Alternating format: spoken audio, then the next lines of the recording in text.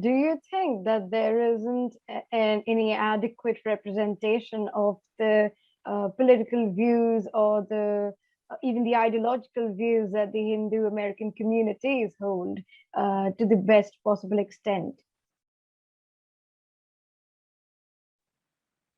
Yeah, I mean, well, that's exactly the thing, right? Like, I don't think that, we've articulated that. Like, Okay. if we haven't articulated what those ideological or political commitments are, then we can't complain about not having representation, right? So I think that you have to start on the ground level, right? And Mm-hmm. you have to build a community consensus that has a wide buy-in from the community, right? People from all backgrounds, people from all communities, and everyone has to kind of agree on a set of like, okay, these are what the principles we stand for, right? These are the things that we think we need to fight for in America, as Hindu Americans. And then you have to go about doing that. I think that sometimes we make the mistake of, looking at an event, a political event, whatever, that we perceive as adverse to our interests.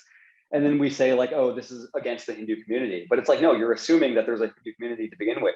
Like, until you are able to build like the institutional foundations of that community, you're not going to be able to kind of lobby or pursue your interests in the American political and social arena, I think. So yeah, I think it's we kind of have to start from start from the beginning in that respect, and try to kind of really think from first principles. What is the American Hindu community? What is it? Who is it? What do they stand for? And you have to do it from the grassroots, I think. So what you're saying basically is to create an ideological standardization for that matter? I mean, I think it's a tough. I think that what I will say is I do think that we kind of have a tendency to fetishize the diversity aspect, and I think that can be a little bit dangerous sometimes. Like, I think that Okay. I don't think you need to have ideological conformity, but I do think that you need to kind of At least on some have, issues, we can say. at least on some issues, right? Like, you have to Okay. be able to find a consensus on Mm-hmm. on certain issues, right? Like, and that while still allowing, like, I think the most beautiful thing about the Dharmic tradition, right, is the spiritual freedom, right? And this idea of Yes. like, S. Radhakrishna, right, in his Hindu view of life, says a really beautiful thing where he talks about how like the thing that separates the Dharmic or Hindu tradition from Christianity or other religions is that the religious or spiritual experience is its own validation, right? Like, we don't a Mm-hmm. priori say that there's only one legitimate spiritual experience and it can only be achieved through this particular text or through this particular spiritual figure. Like, we look at the spiritual experience as like it's self-validating, right? Like, Yes. regardless of where it comes from, like, it's valuable. So that's a very beautiful thing, and we should not compromise it. But you have to be able to unite around some sort of core principles, right? Otherwise, it's a very basic thing. It's pragmatic, right? Like, how do you expect to, you can't achieve any political goal, political objective anywhere unless you're able to marshal people and resources, right, behind a certain action. If you have a room of 1,000 people and each one has a different conception of what is true or what is good, you're not going to be able to engage in any concerted political action, right? So I think that you do have to try and build a consensus, which might require, frankly, yeah, like saying like, okay, like, we know that you guys believe X. These beliefs are not in harmony with our broader goals. So you're out. You're out of the room, right? And then you that's just part of it. Like, you can't build a political movement that doesn't draw a line between what is acceptable and what is not. So I Okay. do think that this is if Hindu Americans want to build a unified identity in America that lobbies for whatever political or social goals, like, you do have to kind of build that consensus. You have to have some sort of shared goals, shared values. So do you think there are efforts being made in this direction?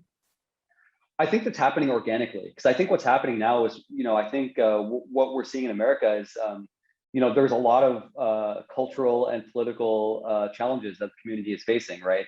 And I think that people are starting to kind of wake up and realize that, like, ultimately, if you don't define yourself, like someone else will define you, right? They'll Yeah. define they'll define you, and they'll define your interests, and they'll do it in a way that's not consistent with what your interests or even what your conception of yourself is. And that's that's just the way it works, and so I think and this is also part of the broader American story and broader American history. I mean, if you look at any immigrant community that's come to this country, right, whether it was Jewish Americans who came here in the early 20th century, or Irish Americans, Italian Americans, like, you don't just I think we like to think now that we live in this like enlightened progressive society that like everyone is welcome, you just have to follow certain rules or whatever.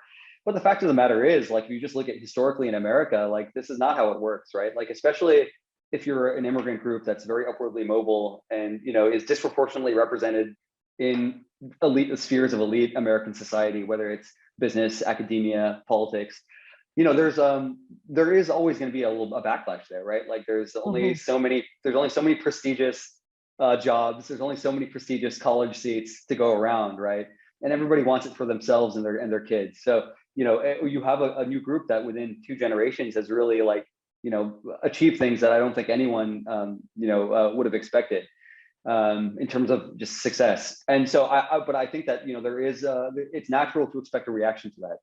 And I think that it's incumbent on Hindu Americans to kind of understand that and come together and realize that if you believe that you have, because of your Hindu identity, like particular interests that you have to fight for, then you have to get together with other like-minded people and start investing in the resources and the institutions to further those objectives, right? And to propagate your own interests and your own message. I mean, this is just it's something that every community has had to do, and it's something that it's our turn now. So, but I'm hopeful. It seems like people are starting to wake up to the challenge, I think. Please remember to subscribe to us and switch on the notifications for this channel. For our other social media links, more content, and to support our work, please visit citti.net. Dhanyavad. Namaskar.